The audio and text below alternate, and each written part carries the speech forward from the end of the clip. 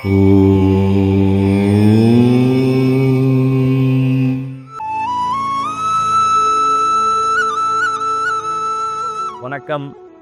வாழ்க நலமுடன். எப்பொருள் யார் யார் வாய் கேட்பினும் அப்பொருள் மெய்ப்பொருள் காண்பது அறிவு. இந்த வருஷம் சனிப்பெயர்ச்சி 29 மார்ச் 2025 சனிப்பெயர்ச்சி நடக்க இருக்குது. இந்த வருஷம் சனிப்பெயர்ச்சி இருக்குதா இல்லையான்னே ஒரு பெரிய கேள்வி இப்போ ஊடகத்தில் போயிட்டு இருக்கு. அடுத்த வருஷம்தான் சனிப்பெயர்ச்சின்னு சொல்கிறாங்களே அப்படின்னு சொல்கிறாங்க. வாக்கிய பஞ்சாங்கத்தின்படி அடுத்த வருஷம் மார்ச் மாதத்துல தான் சனி பெயர்ந்து மீனத்துக்கு வரதா சொல்கிறாங்க. அப்போ உண்மையான சனி பெயர்ச்சி எது? மார்ச் 29 வர சனி பெயர்ச்சியா, இல்லை அடுத்த வருஷம் மார்ச் வர சனி பெயர்ச்சியா? இது நம்ம கொஞ்சம் விஞ்ஞானபூர்வமாகவே பார்த்துருவோம். தமிழ்நாட்டில் வழக்கத்தில் இருக்கிறது 2 பஞ்சாங்கங்கள் இருக்குது. ஒன்று திருக்கணித பஞ்சாங்கம், இன்னொன்று வாக்கிய பஞ்சாங்கம். வாக்கிய பஞ்சாங்கம் தமிழ்நாட்டில் ஒரு சில பகுதிகளில் மட்டும்தான் பயன்படுத்துகிறாங்க. தமிழ்நாட்டை தவிர்த்து இந்தியாவில் மற்ற பகுதிகளையும் ஜோதிடம் பார்க்குறாங்க. அவங்க யாரும் வாக்கிய பஞ்சாங்கம் பயன்படுத்துறதில்ல. அவங்க எல்லாருமே திருக்கணித பஞ்சாங்கம் தான் பயன்படுத்துகிறாங்க. இது போக உலகம் முழுக்கவே ஜோதிட ஆராய்ச்சி எல்லாருமே இருக்கிற நம்மளை சுற்றி இருக்கிற சூரிய குடும்பத்தில் இருக்க கிரகங்களை வச்சு ஜோதிட ஆராய்ச்சி நம்ம இந்தியாவில் மட்டும் இல்லை, மேலை நாடுகளில் கூட பண்ணுறாங்க. அப்போ எல்லாரும் ஏதோ ஒரு பஞ்சாங்கத்தை காமனாக அதிகப்படியானவர்கள் இதுதான் சரி அப்படின்னு பயன்படுத்துகிறாங்க இல்லையா? அது சரியா அப்படின்றத நம்ம ஒரு தடவை விஞ்ஞானபூர்வமாக செக் பண்ணிவிடுவோம். இப்போ ஒன்றும் இல்லை, நீங்கள் இப்போ கூகுள் பண்ணி பார்த்தீங்கனாலே நம்ம இப்போ நிறைய சேட்டலைட்லாம் விட்டுருக்கோம். இப்போ நம்ம சேட்டலைட் மூலமாக ஒரு கிரகத்தையும் துல்லியமாக கண்காணிக்க முடியுது. அப்போது துல்லியமாக கண்காணிக்கப்படும் கணக்கு நம்ம சரின்னு எடுத்துக்கலாம் இல்லைங்களா? இப்போது அதன்படி பார்த்தீங்கன்னாக்கா மார்ச் 29 கும்பத்துலேருந்து சனி பெயர்ந்து மீனத்துக்குள்ளே வந்துடுறாரு. அப்போ நம்ம சேட்டலைட் மூலமாக கிடைக்கிற அந்த தகவல், அதாவது எப்போ எந்த வீட்டிலேருந்து எந்த வீட்டுக்கு கிரகங்கள் மாறுதுன்ற தகவலை நம்ம எடுத்துக்கலாம், சரின்னு எடுத்துக்கலாம் இல்லைங்களா? அப்போ அது போலவே எந்த பஞ்சாங்கம் அதே தேதியில் ஒத்து வருதோ அது சரியான பஞ்சாங்கம்னு எடுத்துகிட்டு போகலாம் இல்லையா? இது ஒன்றும் தவறு இல்லை இல்லையா? அதன்படி பார்த்தோம்னாக்கா திருக்கணிதம் தான் அது கூட ஒத்து வருது, வாக்கியம் அது கூட ஒத்து வரலை. அப்போது திருக்கணிதம் என்னவோ அதையே நம்ம எடுத்துக்கிறது தான் சரியாக இருக்கும். இதில் என்ன ஒரு பிரச்சனைன்னா, இப்போ இந்த சனிப்பெயர்ச்சி பலன்கள் சொல்கிறது முன்ன பின்ன சொல்கிறாங்க, அது கூட பரவாயில்ல. இதில் என்ன கொடுமைன்னா, இந்த தவறான பஞ்சாங்கத்தை வச்சு ஜோதிடம் கணிக்கிறாங்க. இப்போ பிறக்கிற குழந்தைகள் மார்ச் 29க்கு அப்புறம் வர்ற எல்லா குழந்தைகளோட பிறப்புலையும் பார்த்தீங்கன்னா வாக்கிய பஞ்சாங்கம் வச்சு ஜாதகம் எழுதுறவங்க தனியே கும்பத்திலேயே போட்டுருவாங்க. எவ்வளோ நாளைக்கு? அடுத்த வருஷம் மார்ச் வரைக்கும். அப்போ அது வரைக்கும் எவ்வளோ குழந்தைகள் பிறக்குதோ, யாரெல்லாம் வாக்கிய பஞ்சாங்கத்தை வச்சு கணிக்கிறாங்களோ, ஜாதகம் எழுதுகிறாங்களோ, அவங்க என்ன பண்ணுவாங்க? கும்பத்திலேயே சனி இருக்கிறதா போட்டுருவாங்க. அப்போ அவ்வளோ லட்சக்கணக்கான குழந்தைகளுடைய வாழ்க்கை என்ன ஆகுது? அந்த ஜாதகத்தை வச்சு அவங்க கல்யாணத்துக்கு பொண்ணு பார்ப்பாங்க, அந்த குழந்தைங்களோட எதிர்காலத்தை பார்ப்பாங்க. ஒரு 20, 25 வருஷம் கழிச்சு அவங்க ஜாதகத்துக்கு மேலே இருக்க நம்பிக்கையே அவங்களுக்குலாம் போயிடும். ஏன்னா துல்லியமாக இருந்தால் தானே, ஜாதகமே தப்புனாக்க அப்புறம் பலன்கள் எப்படி சரியாக இருக்க முடியும்?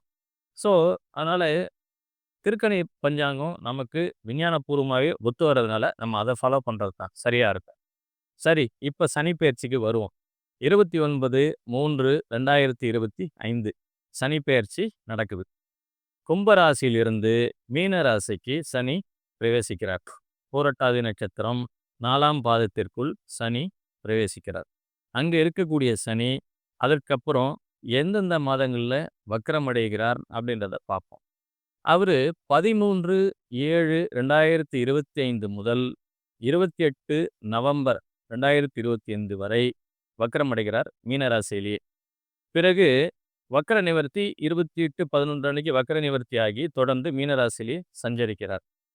அதற்கு பிறகு 27/7/2026 அன்று திரும்பவும் மீனராசியிலே வக்ரகதியில் இயங்குகிறார்.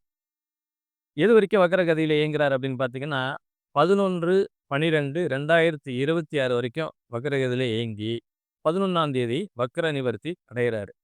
அதற்கு பிறகு 3/6/2027 அன்று அதிசார பயிற்சியாகி மேஷத்துக்கு போறார். அங்க திரும்ப 9/8/2027 அன்று வக்கரமடைந்து திரும்ப மீனத்தை நோக்கி பயணிக்கிறார். அது மாதிரி மீனத்தை நோக்கி பயணிக்கும் சனி 20/10/2027 அன்று மீண்டும் மீனத்துக்குள் நுழைகிறார். அங்க திரும்ப பார்த்தீங்கன்னா 24/12/2027 அன்று மீனத்துல வக்ர நிவர்த்தி அடைகிறாரு.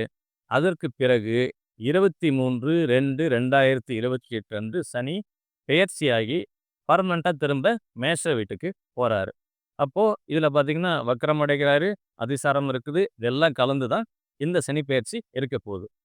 கிரக பயிற்சிகளுக்குள்ளேயே இந்த மாரி பஞ்சாயத்துனால பிரச்சனைகள் இருக்கும்போது, இன்னொரு புதிய சந்தேகம் என்ன வந்துருது சிலருக்கு அப்டின்னாக்கா, இந்த மாரி கிரக பெயர்ச்சிகள், அதாவது கோச்சார ரீதியான கிரக பெயர்ச்சிகள், சனி பெயர்ச்சியோ, குரு பெயர்ச்சியோ, ராகு கேது பெயர்ச்சியோ, அது உங்களுடைய ராசிக்கு தான் பார்க்கணுமே ஒழிய, லக்னத்துக்கு அல்ல. அந்த மாரி சொல்றது, இல்ல லக்னத்துக்கு பார்க்குறது அப்படிங்கிறது தப்பு. உங்களுடைய இப்ப சொல்லும்போது என்ன சொல்றோம்? கோச்சார பலன் தான் சொல்றோம். உங்களுடைய ராசிக்கு சனி இந்த இடத்துல இருக்கிறார். உங்களோட ராசிக்கு சனி இந்த இடத்துல இருக்கிறார். அதனால நல்லது செய்யப் போறார். இல்ல சாதகமில்லாத நிலையை தரப்போறார். அப்படின்னு தான் சொல்றோமே ஒழிய, உங்களுடைய லக்னத்துக்கு நீங்க இந்த மாரி பலன்கள பொருத்தி பார்க்கக்கூடாது. அது தப்பு. மிதுன ராசி நேயர்களே, சனி பகவான் உங்களுடைய ராசிக்கு 10ஆம் வீட்டிற்கு வரார். 9ஆம் வீட்டில் இதுவரை சஞ்சரித்த சனி பகவான் இப்பொழுது 10ஆம் வீட்டிற்கு வருகை தர இருக்கிறார். இந்த காலகட்டத்தில நீங்க செய்யக்கூடிய தொழில்ல கூடுதல் கவனம் தேவைப்படக்கூடிய ஒரு காலகட்டமா இருக்கப் போகுது. தொழில்ல பொருளாதார முதலீடு செஞ்சு, புதுசா தொழில விரிவுபடுத்துறேன், இல்ல எக்ஸ்பேண்ட் பண்றேன், அந்த மாரி முயற்சிய கொஞ்சம் தள்ளி போடுறது நல்லது. உங்களுடைய தொழிலுக்கு கடுமையான உழைப்பும், கவனமும், பொறுமையும் தேவைப்படக்கூடிய ஒரு காலகட்டமா இந்த காலகட்டம் இருக்கும். சனி 3ஆம் பார்வையாக உங்கள் ராசிக்கு 12ஆம் இடத்தை பார்க்கிறார். வண்டி வாகனங்களில் செல்லும்போது கண்டிப்பா கவனமா இருக்கணும். வெளியூர் பிரயாணங்கள், அதுவும் குறிப்பா இரவு நேர பிரயாணங்கள்ல செல்லும்போது கூடுதல் கவனம் எடுத்துக்கொள்ள வேண்டியது அவசியம். இந்த காலகட்டம் இரவில தூக்கத்த கெடுக்கக்கூடிய காலகட்டமா இயல்பாவே இருக்கும். அதனால நீங்க இரவு நேரத்தில அதிகமா மொபைல் பார்க்கிறத தவிர்க்கிறது உங்களுடைய தேக ஆரோக்கியத்துக்கு நல்லது. அதேபோல சனி 7ஆம் பார்வையாக உங்கள் ராசிக்கு 4ஆம் இடத்தை பார்க்கிறார். உங்களுடைய வண்டி வாகனங்கள் ரிப்பேர் செய்ற மாரி ஒரு சூழல் வரும். அதேபோல உங்களுடைய உடல் நலன்ல நீங்க கூடுதல் கவனம் எடுத்துக்கணும். உடற்பயிற்சி செஞ்சு தேக ஆரோக்கியத்த நல்லபடியா பார்த்துக்க வேண்டியது உங்களுடைய பொறுப்பு. அதேபோல நடுத்தர வயது உள்ளவர்கள் உங்களது தாயின் உடல் நலனில் கவனம் செலுத்த வேண்டிய ஒரு காலகட்டமா இந்த காலகட்டம் இருக்கும். மாணவர்களுக்கு விளையாட்டுத்தனம், அஜாக்கிரதை போன்ற விஷயங்கள்னால உங்களோட படிப்புல தடை ஏற்படக்கூடிய ஒரு காலகட்டமா இது இருக்கும். அதனால மாணவர்கள் கூடுதல் கவனத்தோட, பொறுப்போட நீங்க படிக்க வேண்டியது அவசியம். சனி பகவான் தனது 10ஆம் பார்வையாக உங்கள் ராசிக்கு 7ஆம் இடத்தை பார்க்கிறார். கல்யாணமான தம்பதிகள் ஒருவருக்கு ஒருவர் விட்டு குடுத்து போறது நல்லது. சின்ன சின்ன விஷயங்களுக்கெல்லாம் வாக்குவாதம் செஞ்சுக்கிட்டு இருக்கக்கூடாது.